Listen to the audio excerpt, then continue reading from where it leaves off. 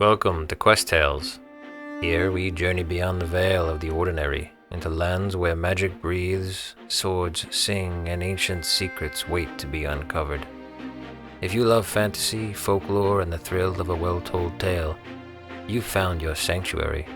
So sit back, relax, and let the world outside fade away.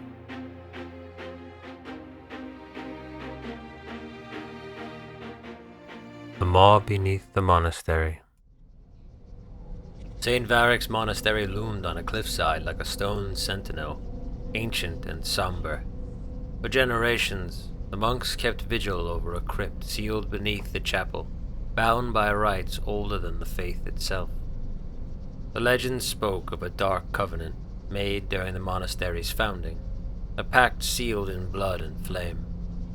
The seal, inscribed with forgotten symbols, was said to contain something older than man. When Abbot Ambrose assumed control, he saw it as his mission to purge the old superstitions. His sermons denounced relic worship and declared the crypt merely a storeroom for relics. On the eve of winter, he ordered the seal broken. Brother Cale, humble and faithful, volunteered to descend the spiral stairway. With only a lantern and the Psalter of St. Aurelius, he crossed the threshold. The descent began with reverent silence, but that silence deepened into something unnatural. His own breathing sounded distant, swallowed by the dark. A strange pressure filled the air, as though the walls themselves listened. Each step down was colder than the last. The stone gave way to bone. Walls lined with ossified remains formed strange runes. Cale whispered prayers, clutching his psalter, but the shadows whispered back. Faces emerged in the walls, not carvings, but impressions as though flesh had sunk into stone. He arrived in a vast, domed chamber, at the center of which was a still pool. The surface reflected not the chamber, but a grotesque mirror world. A version of himself kneeling, flayed and weeping, surrounded by figures in shadowy habits. Around the chamber, frescoes depicted monks in agony, mouths sewn shut. A hand, his own hand, emerged from the water. He stumbled back. Footsteps echoed behind him. But when he turned, the stairs had vanished. In their place stood a narrow hallway lined with candle niches, all freshly lit. Above, the monks waited. Days passed. On the seventh dawn, Brother Cale returned, or so it seemed. He spoke with strange cadence, avoided sunlight, and wept blood in his prayers. His sermons became riddles, and his presence made the other monks dream of blood and rot. One by one, monks began to change, mirroring his afflictions. Those who resisted were found flayed, their faces twisted in rapture. Sacred texts rewrote themselves in blood. Ambrose sealed the monastery, calling it divine penance. But some nights, villagers hear chants in forgotten tongues, and see hooded figures dancing by the chapel ruins. Brother Cale walks among them. Though no one remembers when he died, the crypt is closed again, yet the staircase winds deeper still.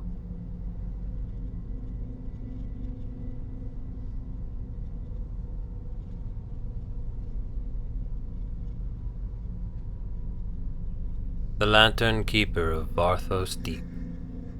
Every 33 years, the Lantern-Keeper emerges from the ruins of Varthos, cloaked, face unseen, lantern aglow with unearthly fire.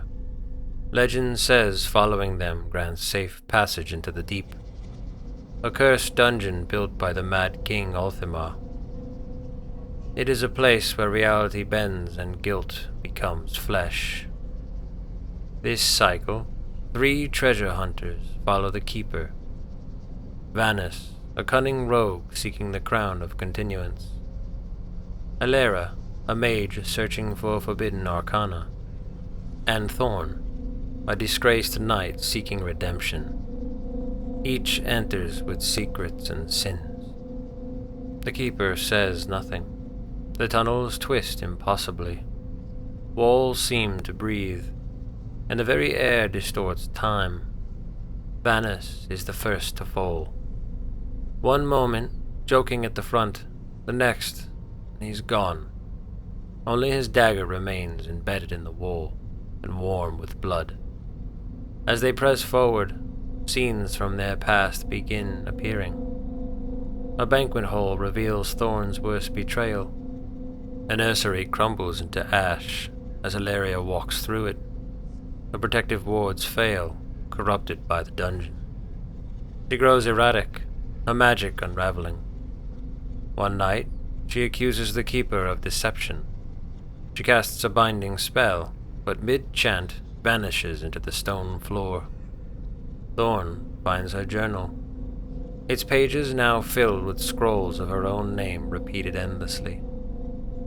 Alone, Thorn reaches the final vault. The grimoire of Aldimar awaits on a pedestal of bone. He touches it. Memories, not his own, pour into him. The lives of countless others who came before. The keeper steps forward and reveals his face. Thorn's own, older, hollow-eyed.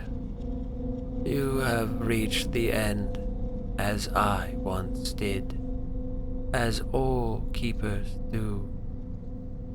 The lantern passes to his hand. With it, Thorn inherits every path, every soul, every lie within the deep. When new seekers arrive, they find the Lantern-Keeper waiting. He guides them with silent patience, knowing what waits below. He no longer remembers which of his memories were truly his, only that the deep is endless, and the lantern must always pass on.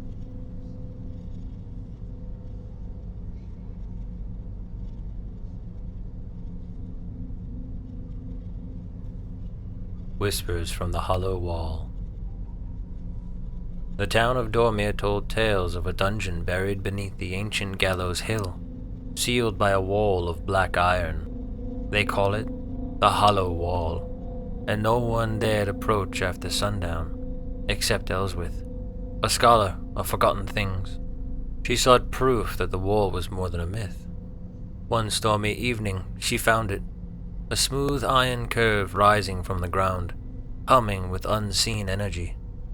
There was no odor, but when lightning struck, a seam split open, and a breath of fetid air rolled out. Inside, the dungeon was not made of stone, but of bone and tendons, stitched together in impossible patterns. It spoke, not in words, but in memory. Elswith saw visions of prisoners who died centuries ago, their pain etched into the marrow of the walls. They screamed in her thoughts. She tried to flee, but every corridor led her back to the same cell, and in the center, a crib of thorns, empty save for a blindfold. "Put it on," a voice whispered from inside her skull. She did. When the townsfolk searched for her, they found the wall again whole, smooth and silent. But some nights, they hear weeping beneath the hill, and see a woman's shape standing by the wall, blindfolded and waiting.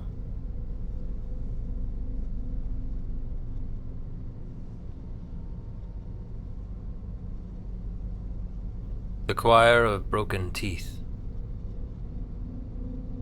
In the buried city Caerthos, beneath layers of stone and ash, there lies a dungeon known only to those who dream in screams, called the Choir Pit.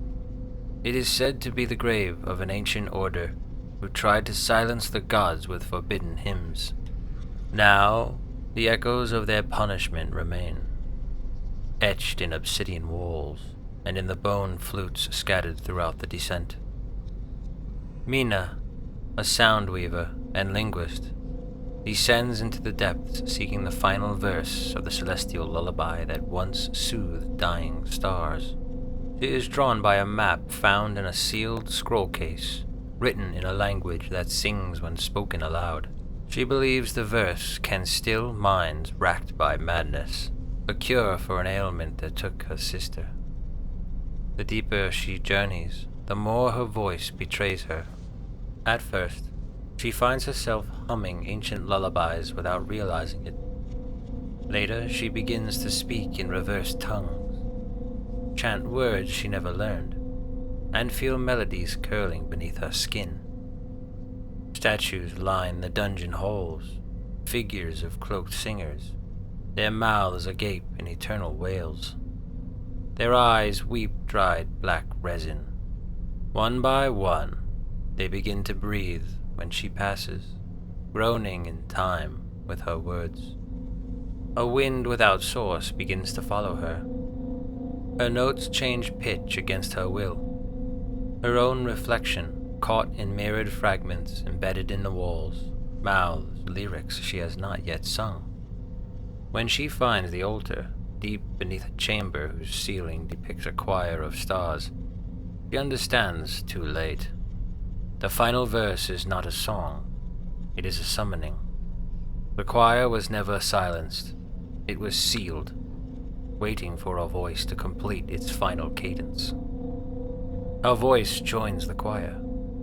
Her jaw unhinges as the sound takes control. Flesh splits, not from pain, but harmony, as others rise in lockstep harmony around her. Now those who hum beneath their breath sometimes hear her voice echo back, begging them not to finish the song, and some do, and are never heard from again.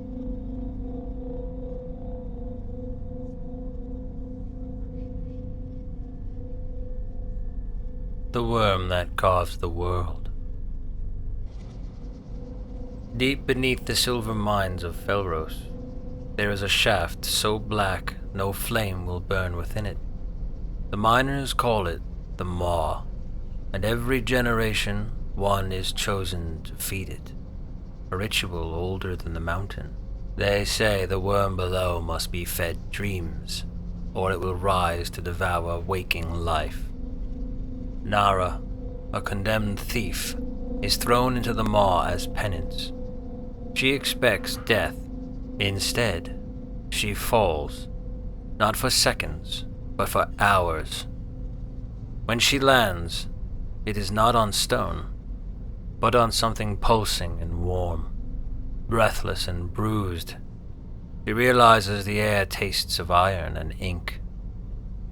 She finds herself in a hollow world of shifting tunnels and whispering walls.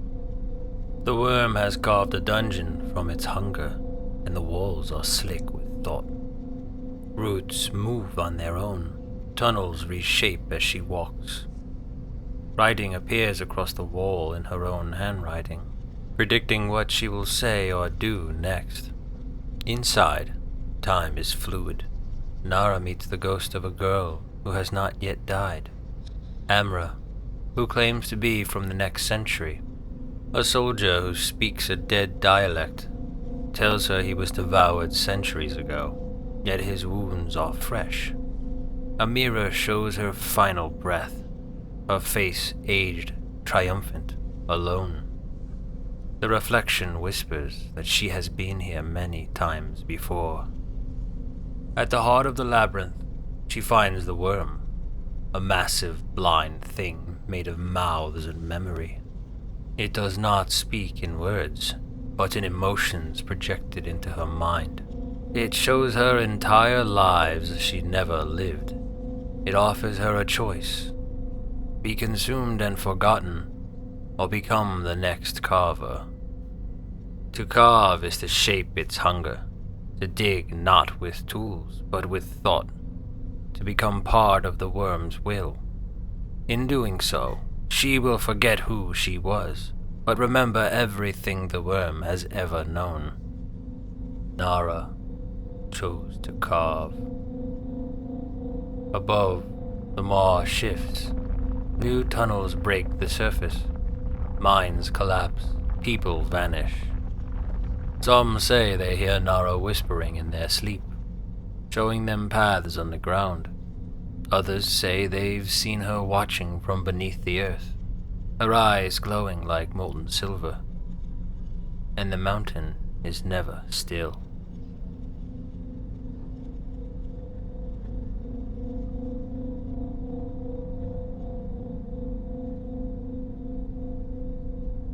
The Clockwork Reliquary. In the ruins of the Mechanist Cathedral lies a dungeon, unlike any other, the Reliquary, where broken saints and failed gods are stored. The gears beneath the earth still turn, powered by forgotten faith and the friction of discarded prayers. Songs of lost belief echo down halls of brass and rusted divinity, their harmonies shifting with each passerby as the dungeon itself remembers what worship once felt like. Emil, a relic hunter, driven by equal parts greed and guilt, enters the reliquary seeking the crown of paradox, a device said to grant its wearer the ability to rewrite cause and effect. He imagines using it to undo a life of betrayals, to unwind the moment he fled from the burning monastery of Vale, abandoning those who had trusted him. His patrons warn him. The deeper he goes, the less of himself he'll return with. He descends past brass archways and iron scripture, through cathedrals without sky, where rusted angels weep clockwork tears. Time stutters in reliquary. Hours stretch, compress, or vanish altogether. Bells toll for events that haven't happened yet, and sometimes for ones that never will. He sees shadows moving without sources. Some wear his face. Emil meets versions of himself, some kind, some monstrous. One speaks calmly of a wife Emil never married, describing their life in a quiet house by the sea. Another bleeds clock hands, his voice ticking with each syllable. A third tries to kill him, wielding a blade made of memory and malice. A fourth begs to be freed, chained in a cell of mirrors that reflect every betrayal Emil ever committed. They argue and reflect his choices, choices he never made, but now might. The reliquary doesn't simply trap its visitors. It offers them questions, temptations, timelines not taken. He finds rooms filled with clocks shaped like human hearts, ticking to the beat of forgotten hopes. He uncovers a prayer wheel that spins in reverse, undoing thoughts as he reads them. Each encounter leaves him changed. Memories fracture. Sometimes he speaks before he thinks, and the world adjusts to fit his sentence. He begins to speak hypotheticals aloud to test them, watching walls reshape, gears reverse, or blood run back into wounds. He writes thoughts in a journal he does not remember starting. It is filled with entries in his hand that describes things yet to come, and sometimes things that never happened. His footsteps ring twice, once in the present, and once in the futures that fracture behind him. In the fifth sanctum, he finds a mural showing 1,000 versions of himself, some noble, some monstrous, all reaching for the same crown. Only one figure in the mural wears it, and its face is obscured. In the deepest chamber, he finds the crown, but it's already on his head. He remembers placing it there, but also remembers choosing not to. Time has folded around him like metal in a forge. The reliquary speaks then, not in words, but through the chorus of his own alternate selves, harmonizing in dissonance. He realizes the dungeon was never a place. It was a question, a crucible in which potential burns until only truth remains. The dungeon collapses, then rebuilds. Some say the cathedral's bells ring when no one is there. Others say they see Emil on the roads he never walked, whispering questions that haven't been asked yet. He speaks in riddles that cause clocks to stop. His eyes click when they move, their irises spinning like cogs, and the gears keep turning.